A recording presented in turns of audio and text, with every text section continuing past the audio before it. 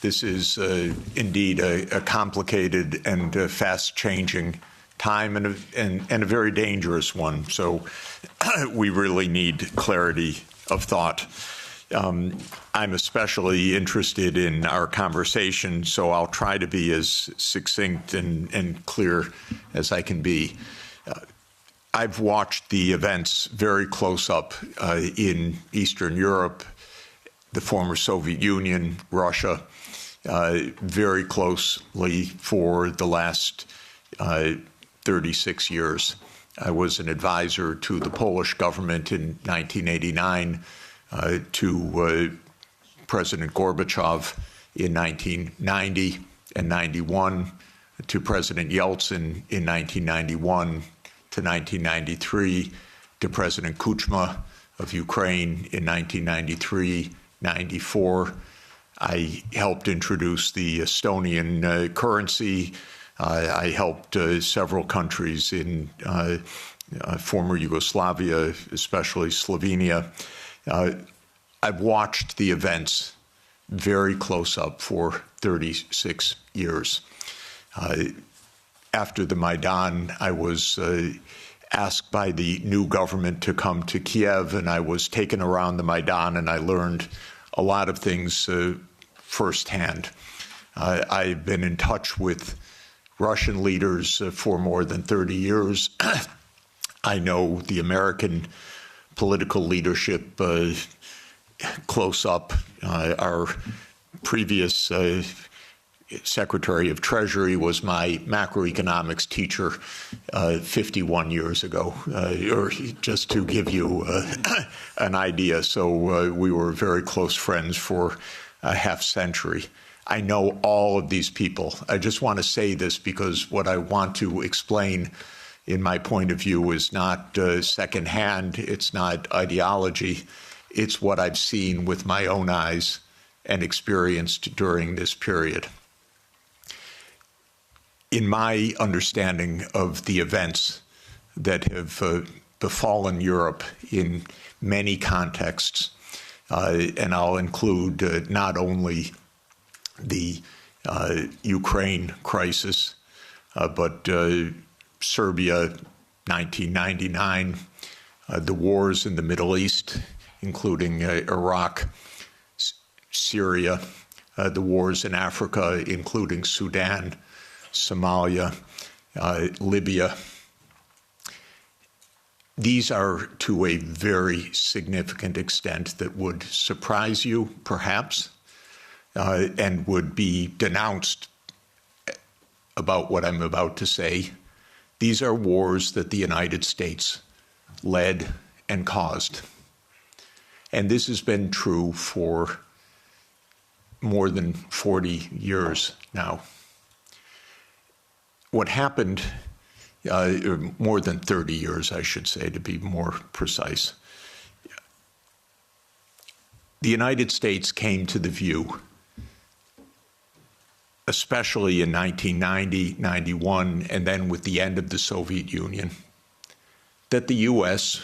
now ran the world, and that the U.S. did not have to heed anybody's views, red lines, concerns, security viewpoints, or any international obligations, or any UN framework. I'm sorry to put it so plainly, but I do want you to understand. I tried very hard in 1991 to get help for Gorbachev, who I think was the greatest statesman of our modern time. I recently read the archived memo of the National Security Council discussion of my proposal, how they completely dismissed it and laughed it off the table when I said that the United States should help the Soviet Union in financial stabilization and in making its reforms. And the memo documents, including some of my former colleagues at Harvard in particular, saying we will do the minimum that we will do to prevent disaster, but the minimum It's not our job to help. Quite the contrary, it's not our interest to help. When the Soviet Union ended in 1991, the view became even more exaggerated. And I can name chapter and verse, but the view was we run the show. Cheney, Wolfowitz, and many other names that you will have come to know literally believed this is now a U.S. world, and we will do as we want. We will clean up from the former Soviet Union. We will take out any remaining allies. Countries like Iraq, Syria, and so forth will go. And we've been experiencing this foreign policy for now essentially 33 years. Europe has paid a heavy price for this because Europe has not had any foreign policy during this period that I can figure out.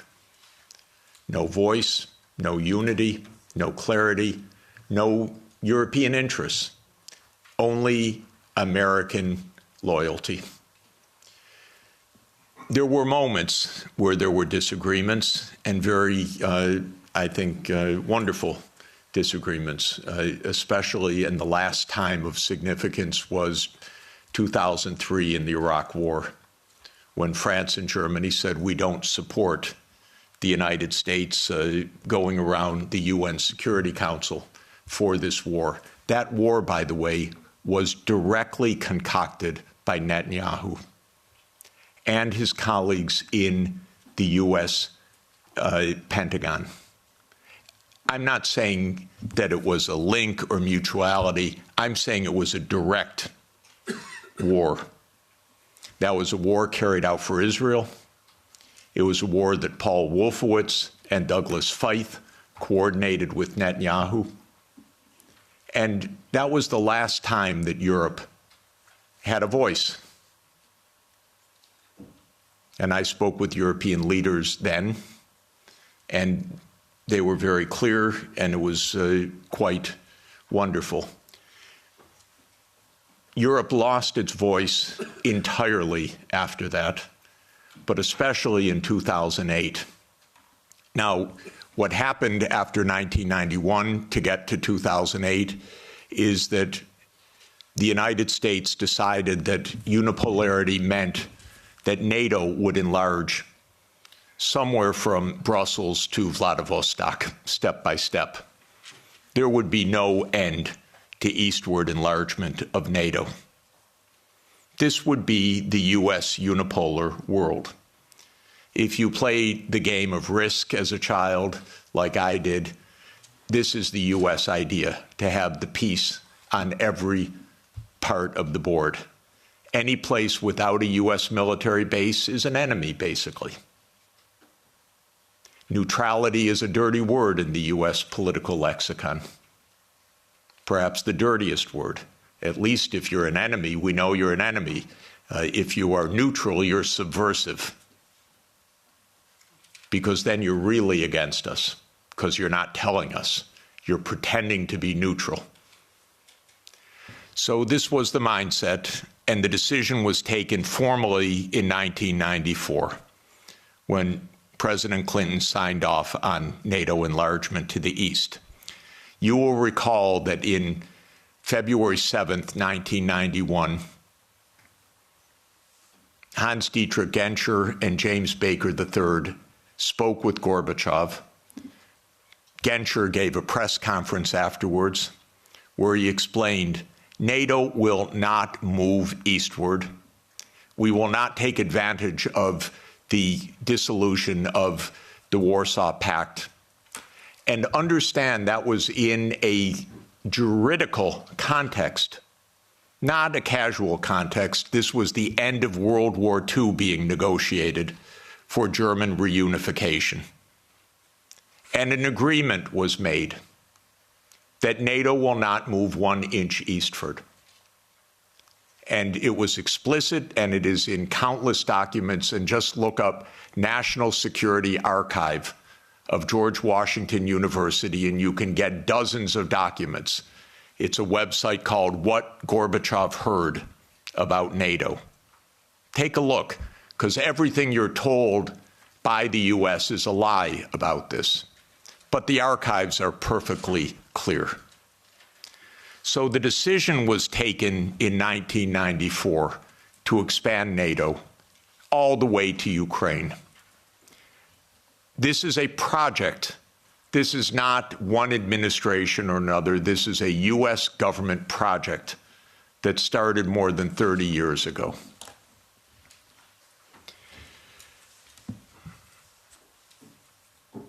In 1997, Zbigniew Brzezinski wrote The Grand Chessboard.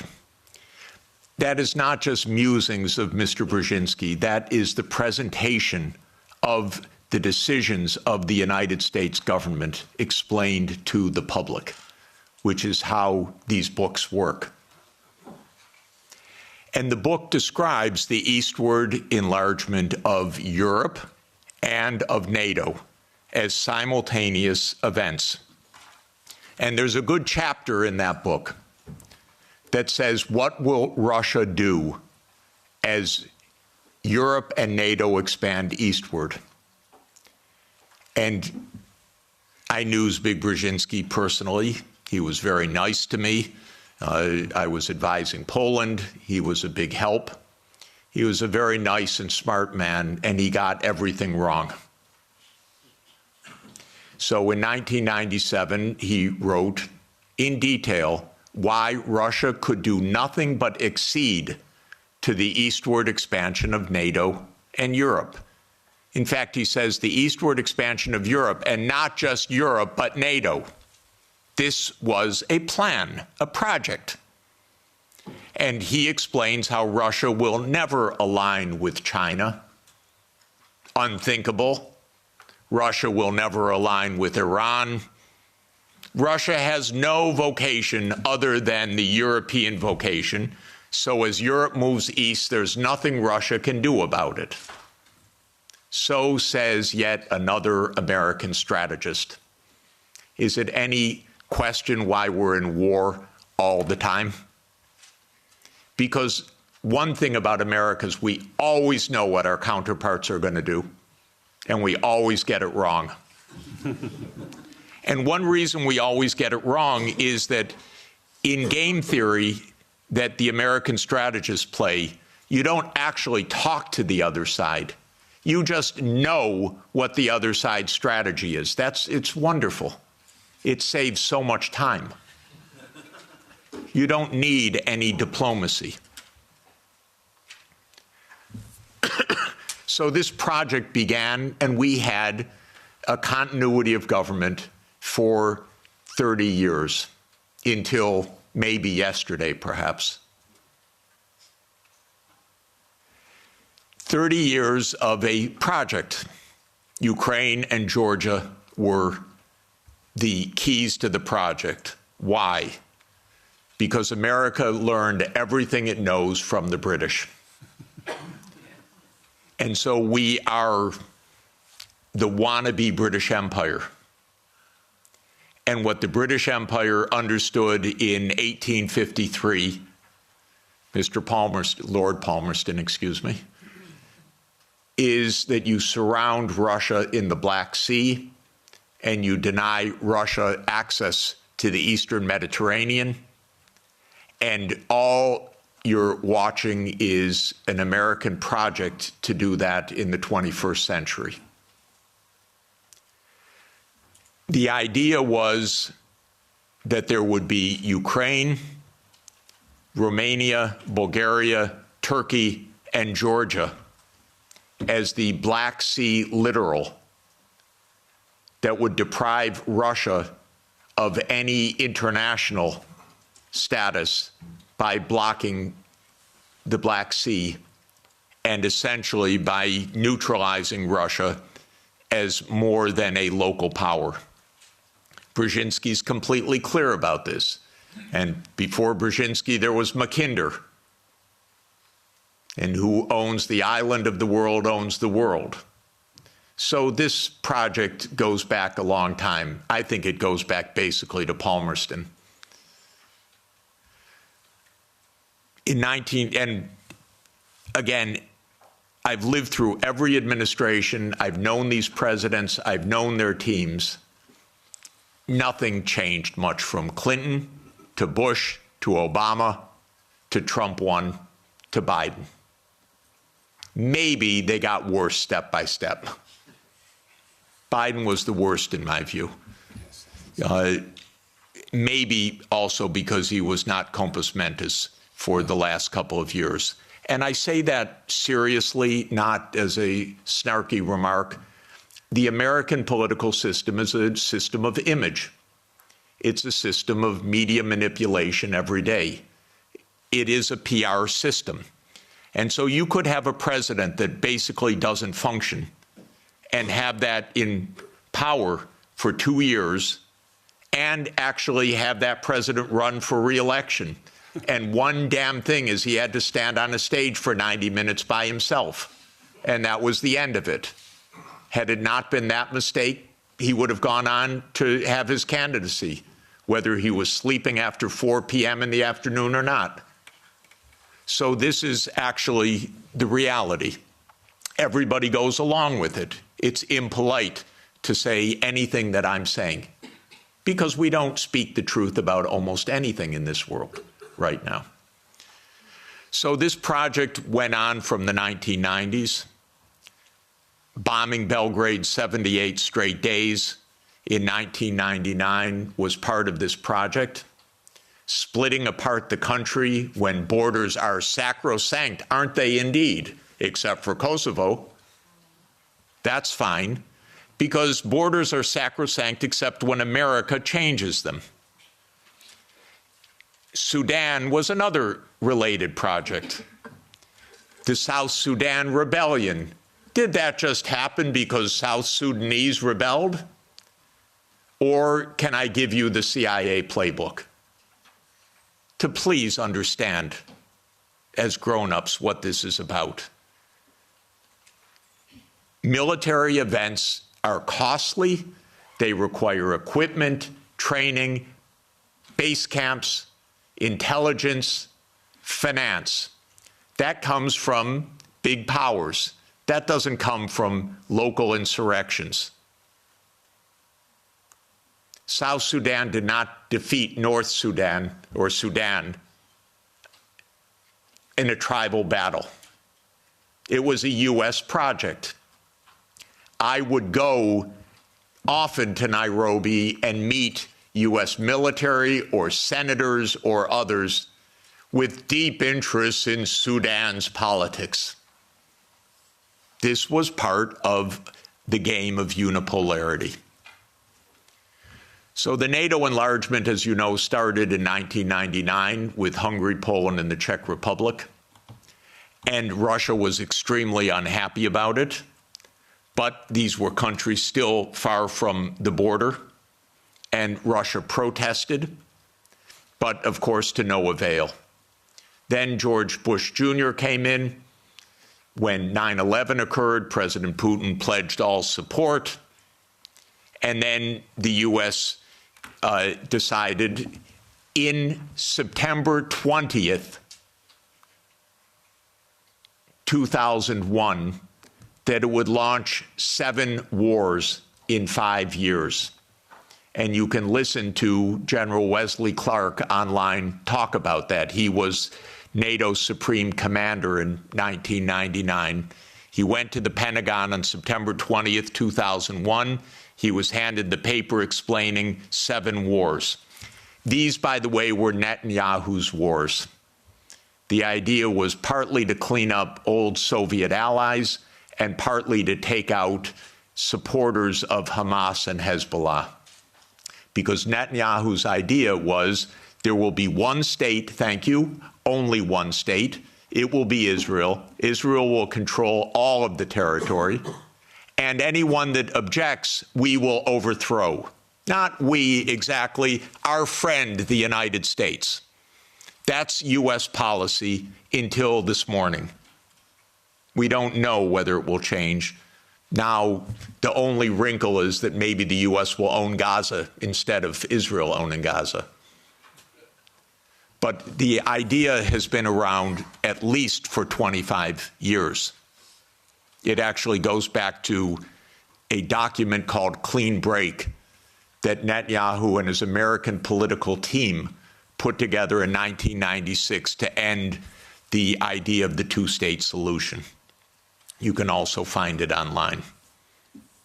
So these are projects. These are long-term events. These aren't, is it Clinton? Is it Bush? Is it Obama?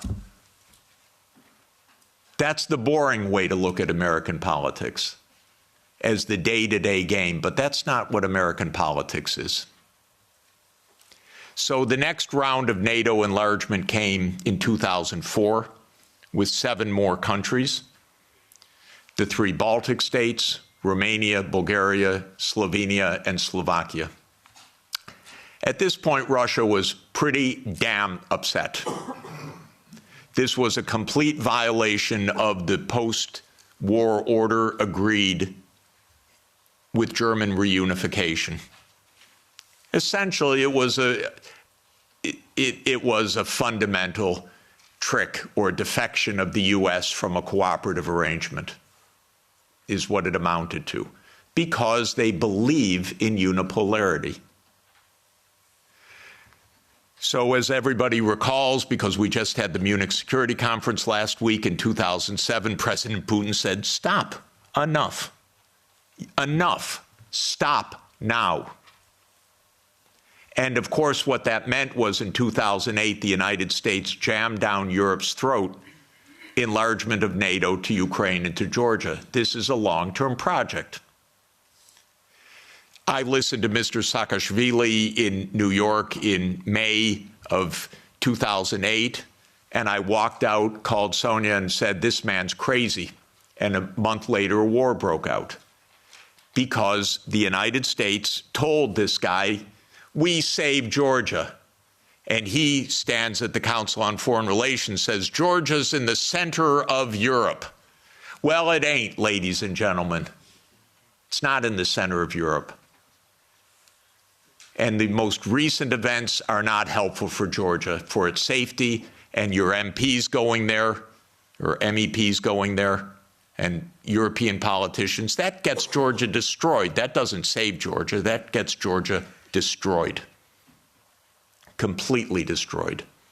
In 2008, as everybody knows, our former CIA director, William Burns, sent a long message back to Condoleezza Rice. Niet means niet, about expansion.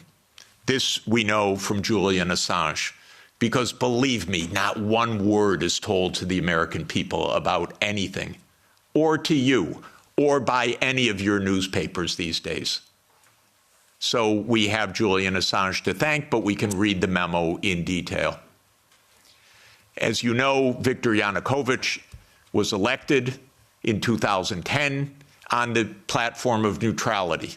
Russia had no territorial interests or designs in Ukraine at all. I know. I was there during these years. What Russia was negotiating was a 25-year lease to 2042 for Sevastopol Naval Base. That's it. Not for Crimea, not for the Donbass, nothing like that. This idea that Putin is reconstructing the Russian Empire, this is childish propaganda. Excuse me. If anyone knows the day-to-day and year-to-year history, this is childish stuff. Childish stuff seems to work better than adult stuff. So no designs at all. The United States decided this man must be overthrown. It's called a regime change operation. There have been about 100 of them by the United States, many in your countries, and many all over the world. That's what the CIA does for a living. Okay? Please know it. It's a very unusual kind of foreign policy. But In America, if you don't like the other side, you don't negotiate with them, you try to overthrow them, preferably covertly. If it doesn't work covertly, you do it overtly. You always say it's not our fault, they're the aggressor, they're the other side, they're Hitler. That comes up every 2 or 3 years, whether it's Saddam Hussein, whether it's Assad, whether it's Putin. That's very convenient. That's the only foreign policy explanation the American people are ever given anywhere. Well, we're facing Munich 1938. Well, we're facing Munich 1938. Can't talk to the other side. They're evil, implacable foes. That's the only model of foreign policy we ever hear from our mass media. And the mass media repeats it entirely because it's completely suborned by the U.S. government. Now, in 2014, the U.S. worked actively to overthrow Yanukovych. Everybody knows the phone call intercepted by my Columbia University colleague, Victoria Nuland, and the U.S. Ambassador Peter Piot. You don't get better evidence. The Russians intercepted her call and they put it on the internet. Listen to it, it's fascinating. I know all these people. By the way, by doing that, they all got promoted in the Biden administration. That's the job. Now, when the Maidan occurred, I was called immediately. Oh, Professor Sachs, the new Ukrainian prime minister would like to see you to talk about the economic crisis. Because I'm pretty good at that. And so I flew to Kiev, and I was walked around the Maidan. And I was told how the U.S. paid the money for all the people around the Maidan. Spontaneous, revolution of dignity. Ladies and gentlemen, please, where do all these media outlets come from? Where does all this organization come from? Where do all these buses come from? Where do all these people called in come from? Are you kidding? This is organized effort. And it's not a secret, except to citizens of Europe and the United States. Everyone else understands it quite clearly. Then came Minsk, and especially Minsk II, which, by the way, was modeled on South Tyrolean autonomy. And the Belgians could have related to Minsk II very well. It said there should be autonomy for the Russian-speaking regions in the east of Ukraine. It was supported unanimously by the UN Security Council. The United States and Ukraine decided it was not to be enforced. Germany and France, which were the guarantors of the Normandy process, let it go.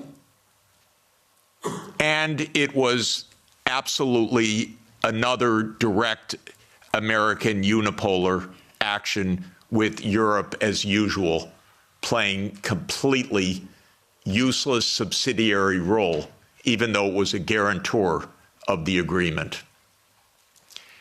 Trump won, raised the armaments. There were many thousands of deaths in the shelling by Ukraine in the Donbass. There was no Minsk II agreement. And then Biden came into office.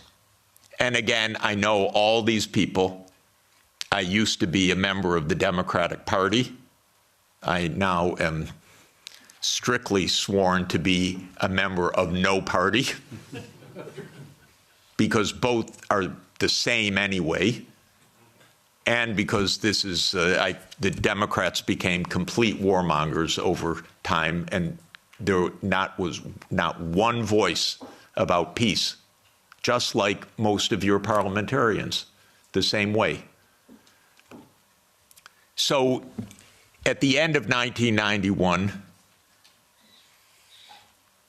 Putin put on the table a last effort in two security agreement drafts, one with Europe and one with the United States. The U.S. put on the table December 15th, 2021. I had an hour call with Jake Sullivan in the White House begging, Jake, avoid the war. You can avoid the war. All you have to do is say NATO will not enlarge to Ukraine. And he said to me, oh, NATO's not going to enlarge to Ukraine. Don't worry about it. I said, Jake, say it publicly. No, we can't say it publicly. Say, Jake, you're going to have a war over something that isn't even going to happen? He said, don't worry, Jeff, there will be no war. These are not very bright people. I'm telling you, if I can give you my honest view, they're not very bright people. And I've dealt with them for more than 40 years. They talk to themselves. They don't talk to anybody else. They play game theory. In non-cooperative game theory, you don't talk to the other side. You just make your strategy. This is the essence of game theory. It's not negotiation theory. It's not peacemaking theory. It is unilateral, non-cooperative theory, if you know formal game theory. That's what they play. It started at the Rand Corporation. That's what they still play. In 2019, there's a paper by Rand, How Do We Extend Russia? Do you know they wrote a paper, which Biden followed, How Do We Annoy Russia? That's literally the strategy. How do we annoy Russia? We're trying to provoke it, trying to make it break apart, maybe have regime change, maybe have unrest, maybe have economic crisis. That's what you call your ally. Are you kidding? So I had a long and frustrating phone call with Sullivan.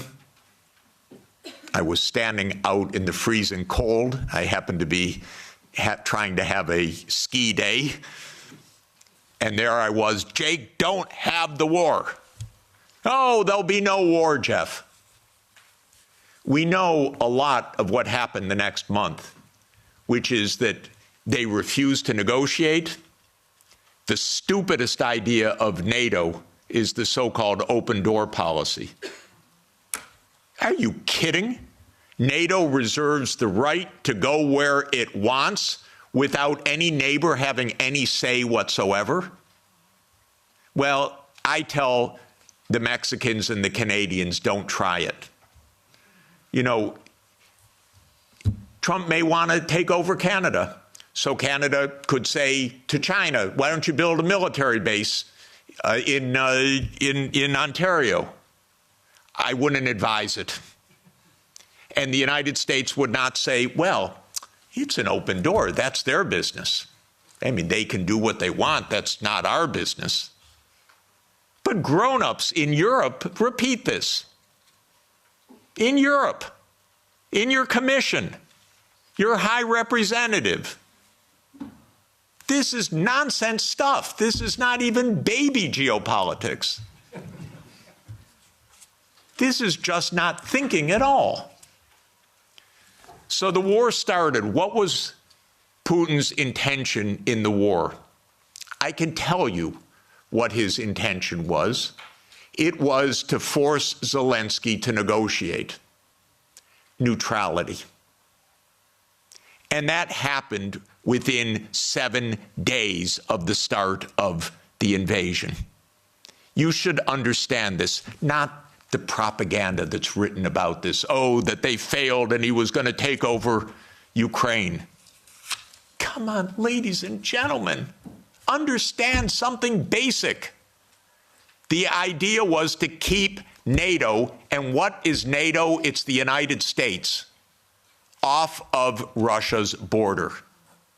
No more, no less. I should add one very important point. Why are they so interested? First, because if China or Russia decided to have a military base on the Rio Grande or in the Canadian border, not only would the United States freak out, we'd have war within about 10 minutes, but because the United States unilaterally abandoned the anti-ballistic missile treaty in 2002 and ended the nuclear arms control framework by doing so. And this is extremely important to understand. The nuclear arms control framework is based on trying to block a first strike. The ABM treaty was a critical component of that. The U.S. unilaterally walked out of the ABM treaty in 2002. It blew a Russian gasket. So everything I've been describing is in the context of the destruction of the nuclear framework as well. And starting in 2010, the U.S. put in Aegis missile systems in Poland and then in Romania. And Russia doesn't like that. And one of the issues on the table in December and January, December 2021, January 2022, was, does the United States claim the right to put missile systems in Ukraine?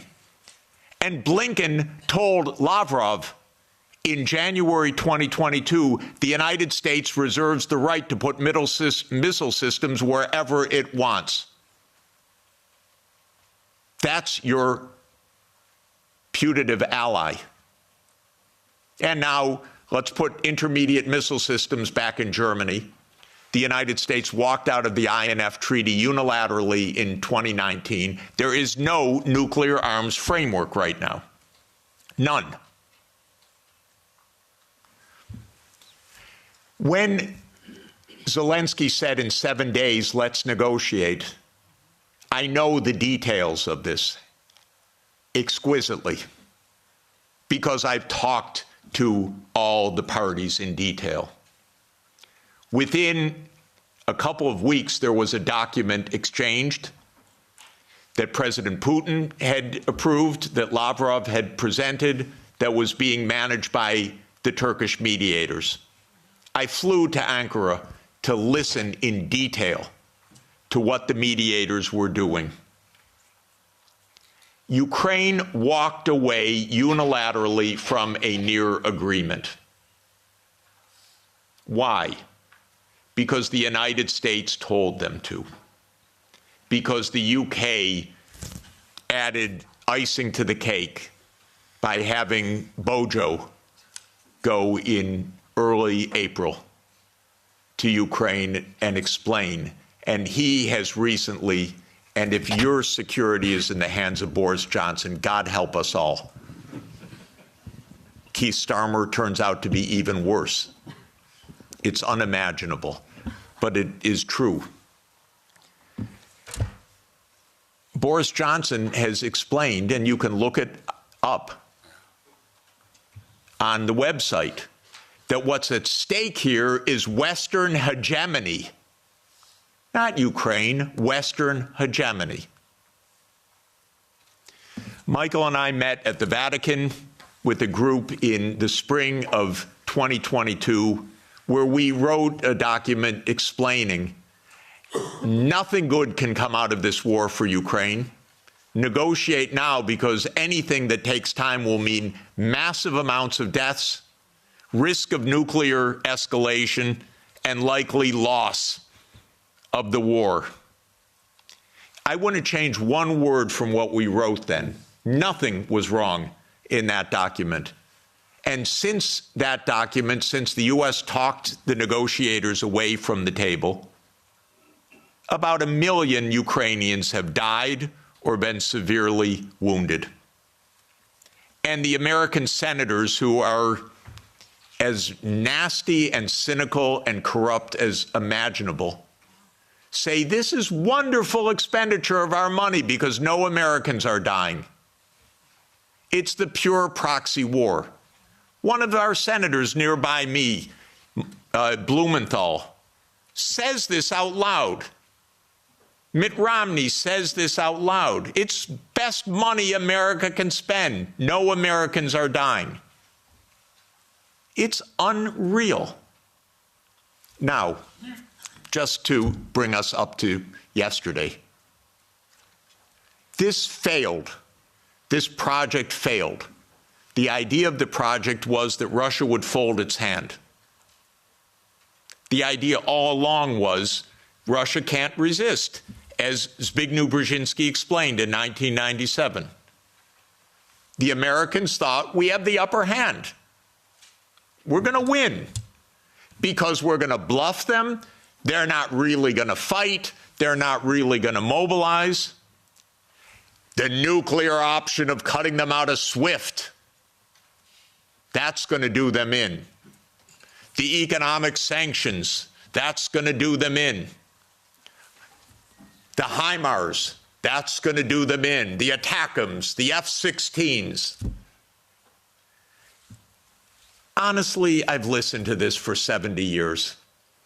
I've listened to it as semi-understanding, I'd say, for about 56 years. They speak nonsense every day. My country, my government. This is so familiar to me, completely familiar. I begged the Ukrainians, and I had a track record with the Ukrainians. I advised the Ukrainians. I'm not anti-Ukrainian, I'm pro-Ukrainian completely. I said, save your lives, save your sovereignty, save your territory, be neutral. Don't listen to the Americans. I repeated to them the famous adage of Henry Kissinger, that to be an enemy of the United States is dangerous, but to be a friend is fatal. Okay, so let me repeat that for Europe. To be an enemy of the United States is dangerous, but to be a friend is fatal. So let me now finalize a few words about Trump. Trump does not want the losing hand. This is why it is more likely than not this war will end, because Trump and President Putin will agree to end the war. If Europe does all its great warmongering, it doesn't matter. The war is ending. So get it out of your system. Please tell your colleagues. It's over. And it's over because Trump doesn't want to carry a loser. That's it. It's not some great morality. He doesn't want to carry a loser. This is a loser. The one that will be saved by the negotiations taking place right now is Ukraine. Second is Europe. Your stock market's rising in recent days by the horrible news of negotiations. I know this has been met with the sheer horror in these chambers, but this is the best news that you could get. Now, I encouraged, they don't listen to me, but I tried to reach out to some of the European leaders. Most don't want to hear anything from me at all. But I said, don't go to Kiev. Go to Moscow. Discuss with your counterparts. Are you kidding? You're Europe. You're 450 million people. You're $20 trillion economy. You should be the main economic trading partner of Russia. It's natural links. By the way, if anyone would like to discuss how the U.S. blew up Nord Stream, I'd be happy to talk about that.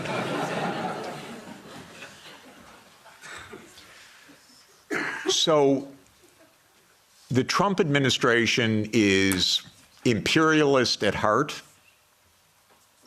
It is great powers dominate the world. It is we will do what we want when we can. We will be better than a senescent Biden. and we'll cut our losses where we have to. There are several war zones in the world, the Middle East being another. We don't know what will happen with that. Again, if Europe had a proper policy, you could stop that war. I'll explain how. But war with China is also a possibility.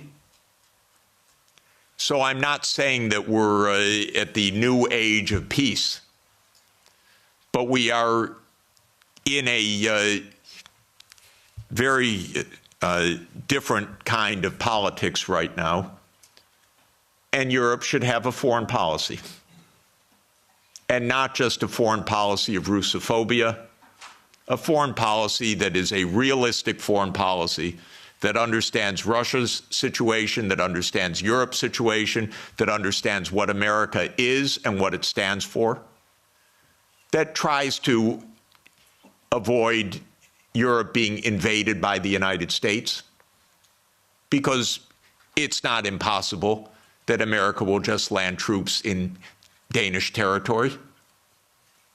I'm not joking, and I don't think they're joking. And Europe needs a foreign policy, a real one, not a, yes, we'll bargain with Mr. Trump and meet him halfway. You know what that will be like? Give me a call afterwards. Please don't have American officials as head of Europe. Have European officials. Please. Have a European foreign policy. You're going to be living with Russia for a long time, so please negotiate with Russia. There are real security issues on the table, but the bombast and the Russophobia is not serving your security at all. It's not serving Ukraine's security at all. It contributed to 1 million casualties in Ukraine from this idiotic American adventure that you signed on to and then became the lead cheerleaders of. Solves nothing. On the Middle East, by the way, the U.S. completely handed over foreign policy to Netanyahu 30 years ago. The Israel lobby dominates American politics. Just have no doubt about it. I could explain for hours how it works. It's very dangerous. I'm hoping that Trump will not destroy his administration and worse, the Palestinian people, because of Netanyahu, who I regard as a war criminal, properly indicted by the ICC, and that needs to be told no more, that there will be a state of Palestine on the borders of the 4th of June, 1967, according to international law, as the only way for peace. It's the only way for Europe to have peace on your borders with the Middle East, is the two-state solution. There is only one obstacle to it, by the way, and that is the veto of the United States in the UN Security Council. So if you want to have some influence, tell the United States, drop the veto. You are together with 180 countries in the world. The only ones that oppose a Palestinian state are the United States, Israel, Micronesia, Nauru, Palau, Papua New Guinea, Mr. Malay, and Paraguay. So this is a place where Europe could have a big influence. Europe has gone silent about the JCPOA and Iran. Netanyahu's greatest dream in life is a war between the United States and Iran. He's not given up, and it's not impossible that that would come also. And that's because the U.S. in this regard does not have an independent foreign policy. It is run by Israel. It's tragic. It's amazing, by the way. And it could end. Trump may say that he wants foreign policy back. Maybe. I'm hoping that it's the case. Finally, let me just say with respect to China, China is not an enemy. China is just a success story. That's why it is viewed by the United States as an enemy, because China is a bigger economy than the United States. That's all.